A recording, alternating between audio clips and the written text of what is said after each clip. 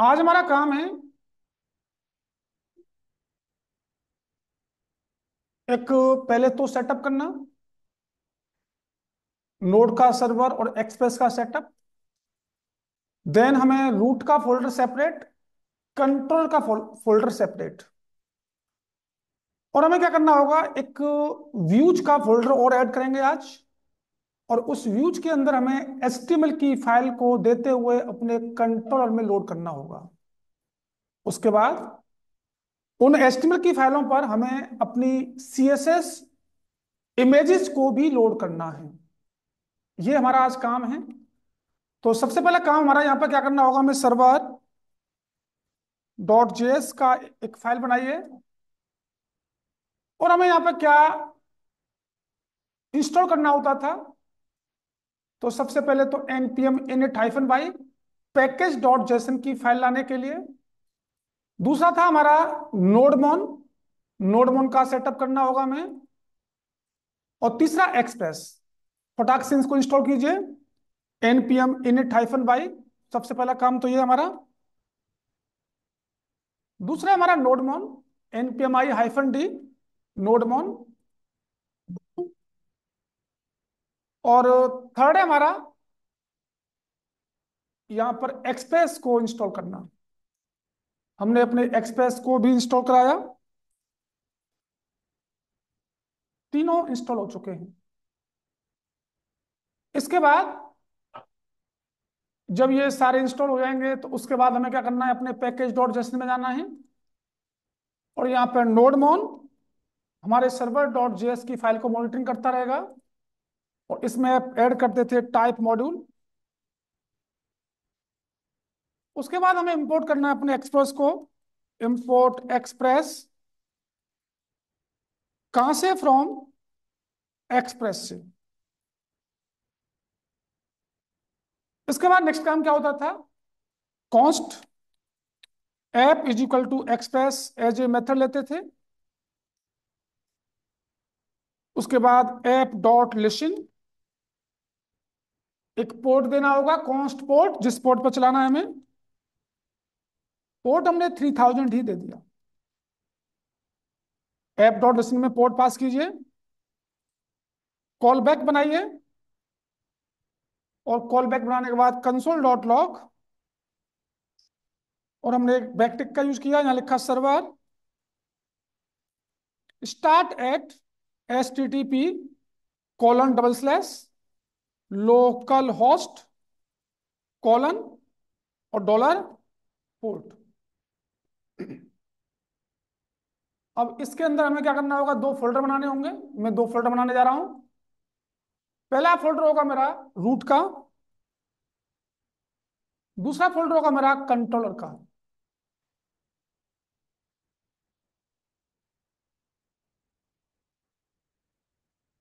अब हमें रूट के अंदर एक फाइल बनानी होगी। और इस फाइल का नाम दे दिया मैंने web dot JS.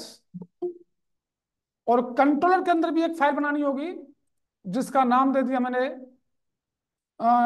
Student controller, student controller dot JS. सबसे पहले स्टूडेंट कंट्रोलर को ही क्रिएट करते हैं हम। स्टूडेंट कंट्रोलर के अंदर एक क्लास बनाई है, मैंने एक क्लास बनाई। और इस क्लास का नाम दे दिया मैंने स्टूडेंट। और इस क्लास के अंदर मुझे स्टैटिक मेथड बनाने हैं। और स्टैटिक मेथड का फायदा क्या है, स्टैटिक मेथड को जब आप कॉल कराते हैं तो आपको उस क्लास का ऑब्जेक्ट नहीं बनाना पड़ता। स्टैटिक मेथड बनाने के लिए स्टैटिक, और मेथड का नाम दे दिया मैंने यहां पर by default home. Arrow function में कन्वर्ट किया। और यहां दो पैरामीटर, एक आर ई क्यू और एक आर ई एस, रिक्वेस्ट और रेस्पॉन्स। यहां लिखना है R E S dot send file. और सेंड फाइल में एक मैसेज दे दिया फिलहाल के लिए, होम कॉल।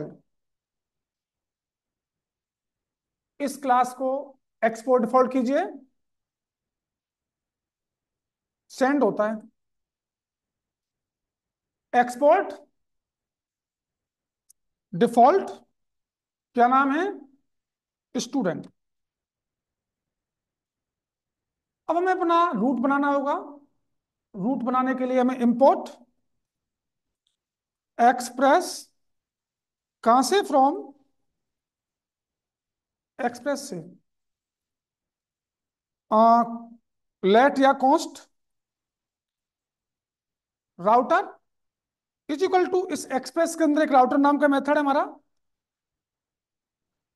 इंपोर्ट कराइए अपनी क्लास को। इंपोर्ट क्या नाम है क्लास का, स्टूडेंट।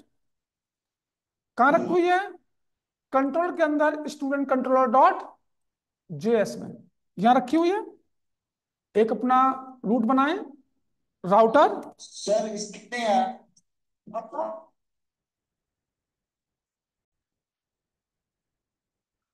यहां पर एक रूट बनाना होगा, तो एक रूट बनाने के लिए राउटर डॉट, कौन सा मेथड आएगा हमारा, गेट मेथड। हमने कहा ब्राउजर का यूआरएल स्लैश रहना चाहिए, और हमें किसको कॉल कराना है, स्टूडेंट क्लास के अंदर डॉट मेथड का नाम है हमारा होम। होम वाला मेथड कॉल हो जाएगा। तो जब आपकी क्लास के अंदर स्टैटिक मेथड होते हैं, इन स्टैटिक मेथड को कॉल कराने के लिए पहले क्लास का नाम डॉट आपके मेथड का नाम। तो अगर ये स्टैटिक मेथड नहीं होता, अगर सिंपल फंक्शन होता, तो आपको पहले उस क्लास का ऑब्जेक्ट बनाना पड़ता, और ऑब्जेक्ट की हेल्प से तब जाकर आप इस मेथड को कॉल कराते। इसलिए मैंने स्टैटिक मेथड बना दिए हैं। इसके बाद इसको भी हमें क्या करना पड़ेगा, एक्सपोर्ट और डिफॉल्ट। एक्सपोर्ट डिफॉल्ट क्या नाम है हमारा, नाम है राउटर। इस राउटर को अपने सर्वर पर इंपोर्ट कीजिए। इंपोर्ट राउटर कहां रखा हुआ है, रूट वाले फोल्डर में, वेब डॉट जेएस वाली फाइल में। इसको लोड कराओ। लोड कराने के लिए ऐप डॉट यूज, किस यूआरएल पर, हमने कहा स्लैश यूआरएल पर। क्या लोड कराना है, राउटर। अब ये पाथ क्या बनेगा, पाथ बनेगा स्लैश, राउटर पे गया, राउटर ये रहा, स्लैश ये स्टूडेंट के अंदर जाएगा, और वहां पर एक होम है। तो ये क्या करेगा, इस होम डॉट होम कॉल्ड एक मैसेज आ जाएगा आपके ब्राउजर पर। इसको स्टार्ट कीजिए। स्टार्ट करने के लिए npm स्टार्ट, ये आपका सर्वर 3000 पोर्ट पर एग्जीक्यूट होकर आपके सामने होम कॉल्ड आ चुका होगा। मैंने यहां पर एक और रूट बनाया। एक और रूट बनाने के लिए आपको एक मेथड और चाहिएगा, स्टैटिक। इसका नाम दिया मैंने about, is equal to, arrow function में कन्वर्ट किया, REQ और RES, और यहां पर RES डॉट सेंड, और यहां लिख दिया अबाउट कॉल्ड। एक्सपोर्ट डिफॉल्ट हो रखा है, यहां पे आ जाओ, राउटर डॉट गेट, हमने कहा स्लैश अबाउट पर कौन सा मेथड कॉल होना है, स्टूडेंट वाली क्लास में जाओ, और उस क्लास के अंदर एक अबाउट नाम का मेथड है, उसको कॉल करा दो। ये हमारा लोड हो रखा है सर्वर पर, और ये चलता रहेगा। दोनों को सेव किया, बाय डिफॉल्ट स्लैश पर होम आ रहा होगा, और जैसे ही टाइप करेंगे स्लैश अबाउट, तो हमारा अबाउट भी कॉल्ड हो चुका है।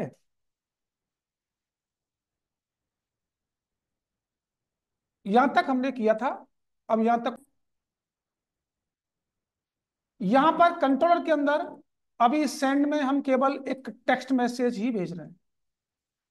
अब हमें सेंड में टेक्स्ट मैसेज नहीं भेजना है। क्या भेजना है, यहां पर हमें एक फोल्डर और बनाना पड़ेगा, और उस फोल्डर का नाम होगा व्यूज। और व्यूज वाले फोल्डर के अंदर मैंने दो फाइलें बनाई। पहली फाइल बनाई मैंने होम डॉट एच, और दूसरी फाइल बनाई मैंने अबाउट डॉट एच। दोनों के अंदर स्ट्रक्चर बनाना पड़ेगा। दोनों के अंदर स्ट्रक्चर बनाया। इसमें एक S2 हेडिंग, और लिख दिया this is about page data. और मैंने यहाँ पे एक पैराग्राफ भी लिख दिया, लोरम 400 वर्ड। मेरा अबाउट की फाइल बन गई। इसी तरीके से अबाउट की फाइल को भी बनाना पड़ेगा, सॉरी होम की फाइल को। यहाँ पे एक H1 में दिस इज होम पेज, यहाँ पे एक पैराग्राफ लोरम 100 वर्ड, यहाँ पर एक और हेडिंग,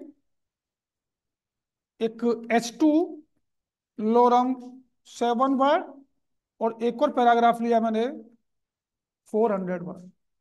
मेरी दो फाइल बन चुकी हैं। अब मुझे क्या करना पड़ेगा, अब इन फाइलों को मुझे यहाँ पे लोड कराना है। तो लोड कराने के लिए मुझे क्या करना पड़ेगा, सबसे पहले लोड कराने के लिए मुझे सबसे पहले जो मेरी डायरेक्टरी है 1401, मुझे सबसे पहले इसका पाथ चाहिए। अब इसका पाथ उठाने के लिए आपके पास मॉड्यूल रैपर नहीं है, क्योंकि हमने यहाँ पर टाइप मॉड्यूल ऐड कर दिया है पैकेज डॉट जेसन में। तुम्हारा मॉड्यूल रैपर की फंक्शनलिटी तो खत्म हो चुकी होगी। तो हमें क्या करना पड़ेगा, यहां पर एक्सप्रेस या नोड के अंदर एक मॉड्यूल है हमारा जिसका नाम है प्रोसेस। नोड जेएस के अंदर हमारा एक प्री डिफाइंड मॉड्यूल है, बिल्डिंग मॉड्यूल है जिसका नाम है प्रोसेस। और उस प्रोसेस का एक मेथड होता है CWD, और CWD का नाम होता है करेंट वर्किंग डायरेक्टरी। तो अगर मैं यहां पे कंसोल करा के दिखाऊं आपको, आ, इसी में कंसोल डॉट लॉग, और कंसोल डॉट लॉग में मैंने कहा प्रोसेस डॉट CWD, और CWD नाम का एक मेथड है जिसका नाम है करेंट वर्किंग डायरेक्टरी। इसके और भी मेथड होते हैं, एक CH डायरेक्टरी होता है, चेंज डायरेक्टरी, अगर आपको डायरेक्टरी चेंज करनी है तो CH डायरेक्टरी होता है। कई सारे मेथड होते हैं इसके। तो फिलहाल में हमें इसी मेथड की जरूरत है, प्रोसेस डॉट CWD। अब मुझे देखना है कि इस प्रोसेस डॉट CWD में क्या करेंट वर्किंग डायरेक्टरी का पाथ आ रहा है या नहीं आ रहा है। चेक करते हैं। किस पर चेक करना है हमें, होम पर। होम पर आइए, इसको हटाइए, ये हमारा होम है। चेक कीजिए जी, वहां पे मिल चुका होगा 1401 का करंट वर्किंग डायरेक्टरी का पाथ मिल गया हमारा।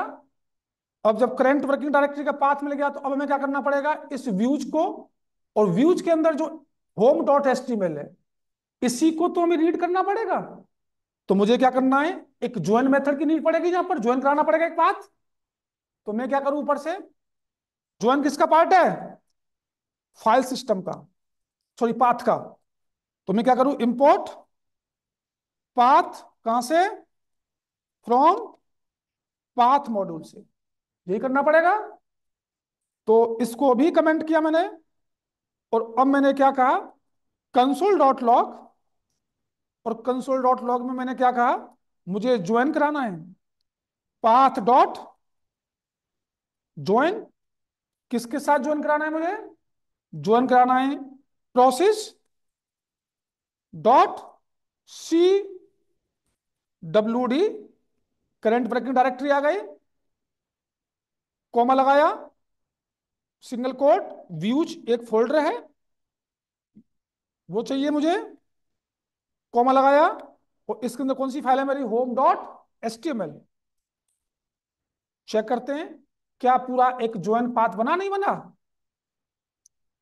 इसको अगेन रिफ्रेश कीजिए, होम पर जाके, और बंद करो। तो ये देखो जी 1401 के अंदर व्यूज के अंदर होम डॉट HTML, और यहीं से डाटा में क्या करना है, रीड करना है, यही तो करना है। अब हम क्या करेंगे, इसको कमेंट किया, और कमेंट करने के बाद अब हमें क्या करना है, RES डॉट सेंड, क्या लिख दें, पूरा यही पाथ दे दीजिएगा, और यहां से हमारी फाइल रीड होकर आपके सामने डिस्प्ले भी हो रही होगी। कंसोल हो गया कहेगा,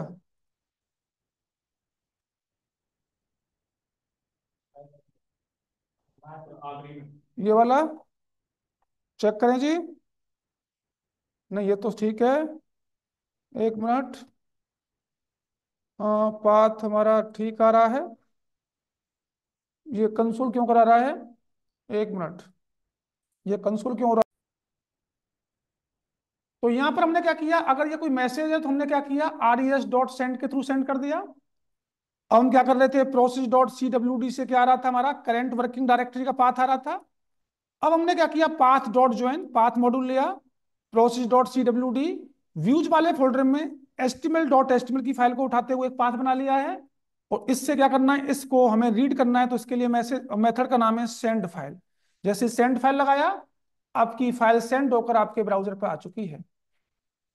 सेम इसी तरीके से अब हमें क्या करना होगा यहाँ पे भी, और यहाँ क्या करना होगा, RES डॉट सेंड फाइल, और सेंड फाइल के लिए क्या करना होगा, path dot join current working directory process dot CWD, किसके साथ करना है, व्यूज।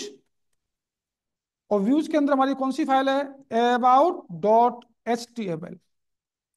सेव करें, दोनों फाइलें हमारी लोड होकर आ रही होंगी।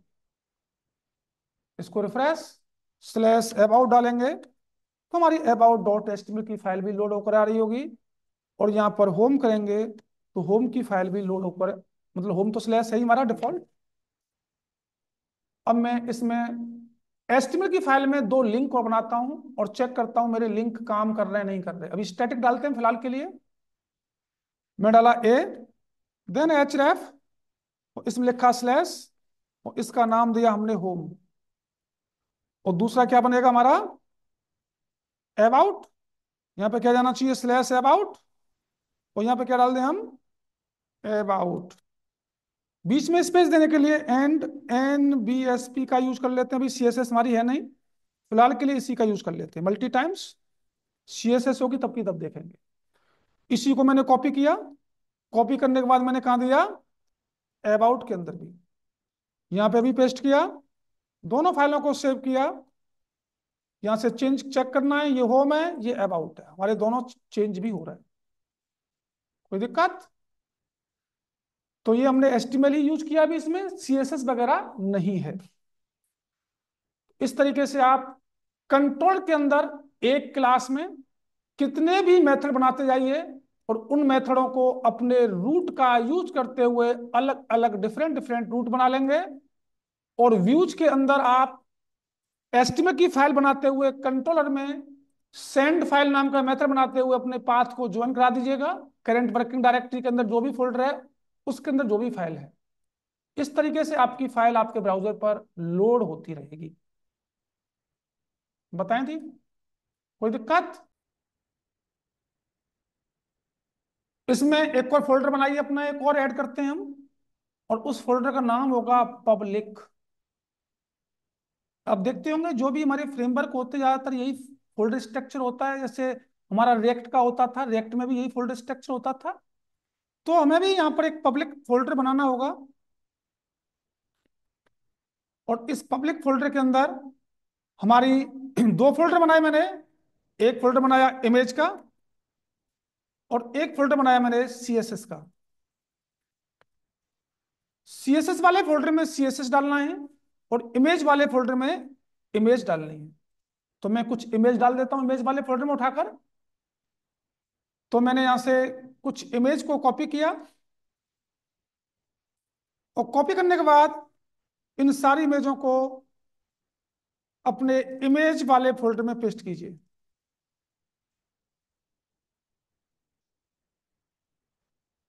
ठीक है जी। और सबसे पहले हमें करना क्या होगा, हमें करना है जी अपनी home.html की फाइल में इमेज ही लगाना। पहले तो हम डायरेक्ट लगा के देखते हैं क्या हमारी डायरेक्ट इमेज आएगी। तो मैं इसके अंदर लगाता हूं, तो यहाँ पे इमेज लगाने के लिए IMG_SRC। अगर मैं डायरेक्ट लगाऊंगा तो मुझे क्या करना पड़ेगा, व्यूज वाले फोल्डर से बाहर निकलना पड़ेगा। तो डबल डॉट स्लैश, वहां पर मेरा एक पब्लिक फोल्डर मिला, उसके अंदर इमेज मिला, उसके अंदर A1.jpg।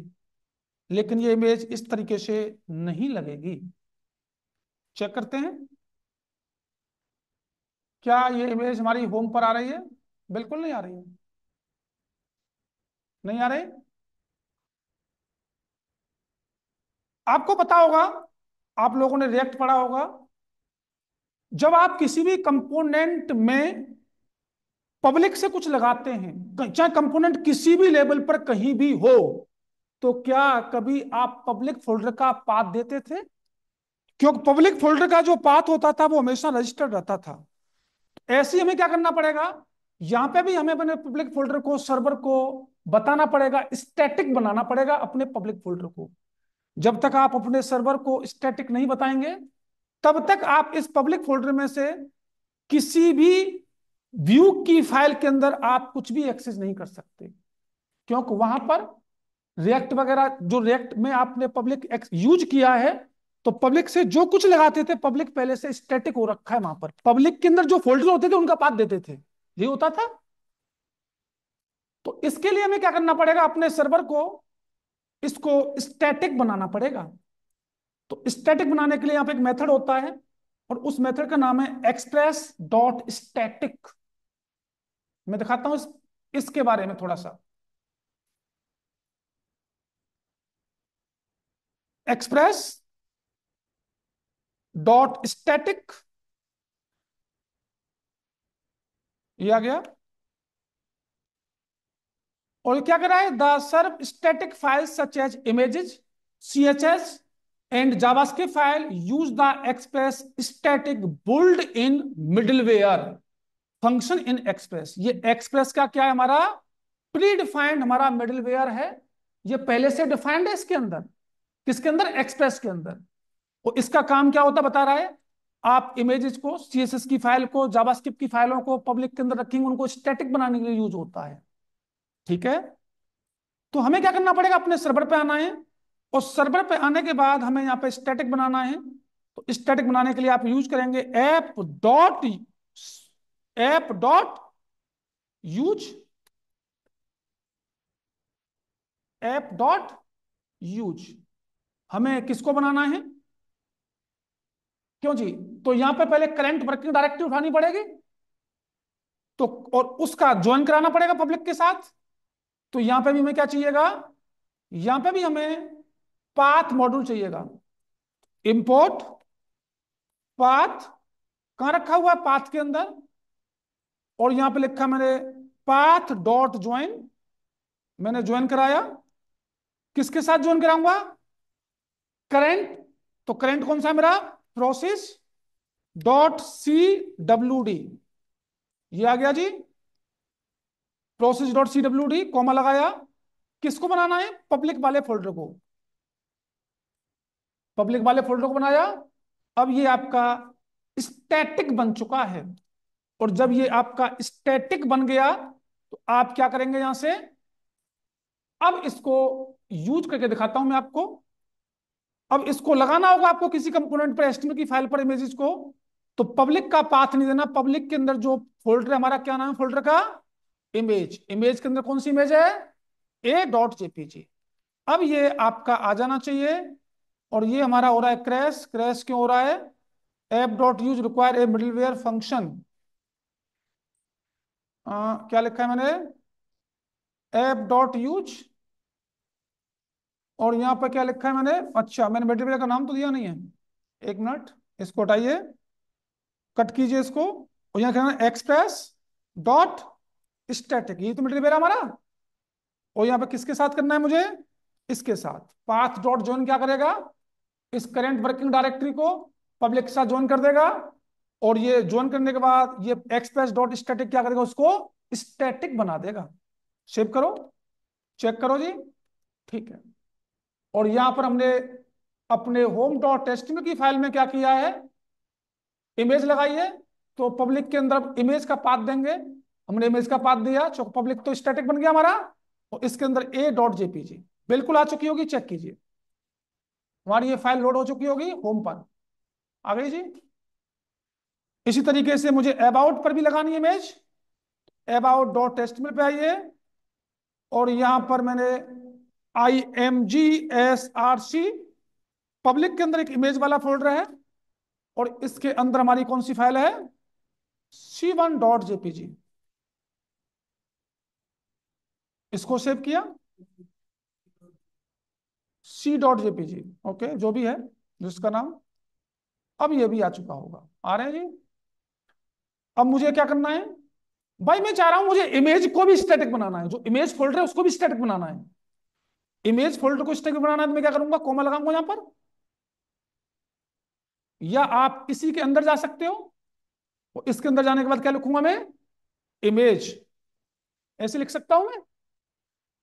और अब जो मैंने होम में लगाए हुए हैं, इमेज का पाथ दे रखा है, अब ये लोड नहीं होनी चाहिए, क्योंकि मेरा इमेज वाला फोल्डर भी क्या बन चुका है, स्टैटिक। चेक करें, अब ये किसी भी फाइल पर लोड नहीं होंगे। अब इनको लोड करना है तो डायरेक्ट इमेज का नाम डालना पड़ेगा, और डायरेक्ट इमेज का नाम दूंगा तो मैं क्या लिखूंगा यहां पर, a.jpg और c.jpg। चेक कर लें जी, अब ये लोड हो चुके होंगे आपके।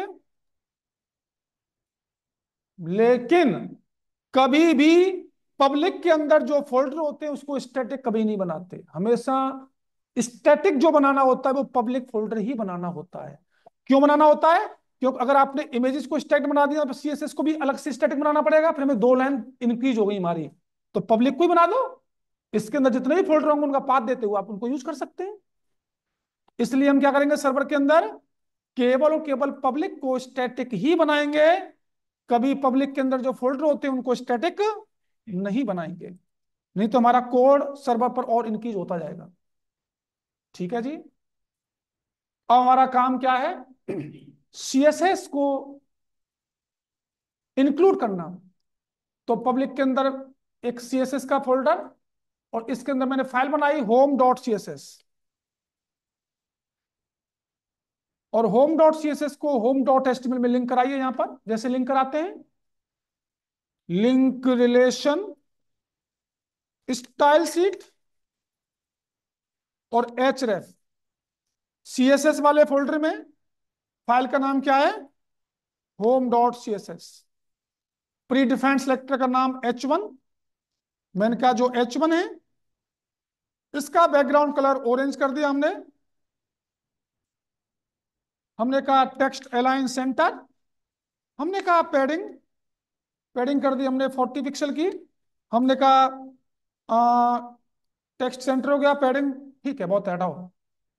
चेक करो जी, ये सीएसएस h1 पर इंप्लीमेंट हो चुकी होगी, हो रही है। तो इस तरीके से आप यहां पर इसको स्टैटिक, पब्लिक फोल्डर को स्टैटिक बनाएंगे और डिफरेंट डिफरेंट रूट से डिफरेंट डिफरेंट एचटीएमएल के पेजों को लोड कराएंगे।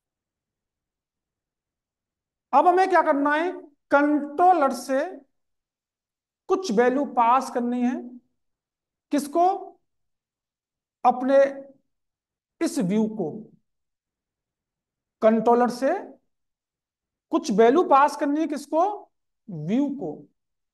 तो अगर मैं यहां से कुछ वैल्यू भेजू बाई चांस, तो ये एस्टिमेट की फाइल में तो गेट होगी नहीं, ये तो बड़ी समस्या पैदा हो गई यहां पर। तो इन्होंने क्या कहा कि भाई अगर ऐसी दिक्कत है, और वैल्यू भेजनी पड़ेगी, बिल्कुल भेजनी पड़ेगी, डाटाबेस से डाटा फैच हो करा, तो फैच कहाँ होगा, डाटा हमारा यहीं पर होगा। उस डाटा को डिस्प्ले कहाँ कराना होगा, हमें यहाँ पे कराना होगा, तभी जाकर हमारे ब्राउजर पे डिस्प्ले होगा। तो यहां से वैल्यू तो भेजनी पड़ेगी हमें। तो यहां से जो वैल्यू जाएगी, उस वैल्यू को इस वाली फाइल पर हम गेट कैसे करें, ऐसे तो गेट कर नहीं सकते, क्योंकि ये एचटीएमएल की फाइल है, एचटीएमएल की फाइल पे हम डायरेक्ट कोई वैल्यू तो गेट कर नहीं सकते। इन्होंने क्या कहा, इन्होंने कहा कि अगर आपके पास रिएक्ट जेएस नहीं है अभी, तो अगर ऐसी समस्या है, इन्होंने यहां पर टेम्पलेट इंजन को बनाया है। आप क्या करेंगे, आप अपने एप्लीकेशन में टेम्पलेट इंजन का सेटअप करेंगे, और टेम्पलेट इंजन इनके कई सारे होते हैं, लेकिन हम जो टेम्पलेट इंजन यूज करेंगे वो है हमारा ईजेएस। तो ईजेएस डिफॉल्ट नहीं, थर्ड पार्टी है। तो थर्ड पार्टी है तो आपको पहले सर्च करना पड़ेगा एनपीएम की साइट पर जाकर। मैं गूगल के पास गया और मैंने यहां पर एनपीएम को सर्च किया, और यहां से सर्च किया मैंने EJS, एमुलेट जावास्क्रिप्ट टेम्पलेट दिखा रहा है, सर्च कीजिए। और सर्च करने के बाद इसके बारे में दिया गया होगा, देख लीजिएगा। और इसको इंस्टॉल करने के लिए NPM-i-EJS, कौन बात आ रही है। इसको हम क्यों यूज कर रहे हैं, इसको हम इसलिए यूज कर रहे हैं EJS को, कि इस जब जब आप यहां पर एस्टिमेट की फाइल बना रहे हैं, अब एस्टिमेट की फाइल नहीं बनेगी, अब आपकी EJS की फाइल बनेगी। जब ईजीएस की फाइल बनेगी, उस ईजीएस की फाइल में पूरा का पूरा एचटीएमएल का कोड तो होना ही होना है, प्लस आप यहां पर जावास्क्रिप्ट के जितने भी ऑपरेशंस हैं उनको भी ईजीएस के अंदर आप परफॉर्म कर सकते हैं। जैसे आपको कोई कंडीशन लगानी है, आपको कोई लूप चलाना है, आपको कोई कंट्रोल स्टेटमेंट लिखना है, कुछ भी करना है, वो सारा काम आपका ईजीएस के अंदर हो जाएगा। और प्लस आपका एचटीएमएल, सीएसएस, इमेजेस का भी काम होगा सारा का सारा। इसलिए इन्होंने कहा कि जब अगर ऐसी समस्या है आपके पास अभी रिएक्ट जेएस नहीं है, तो आप उसके लिए क्या करें, एक काम करें जी, यहां पर आप ईजेएस का सेटअप कर दें। और ईजेएस हमारा क्या है, एक टेम्पलेट इंजन है यहां पर। और भी हमारे कई सारे टेम्पलेट इंजन होते हैं। अगर मैं यहां पर एक्सप्रेस की साइड पर देखूं, तो एक्सप्रेस की साइड पर इन्होंने दिखाए गए होंगे कुछ टेम्पलेट इंजन, इन्होंने दिखा बताए तो होंगे, दिखाते हैं।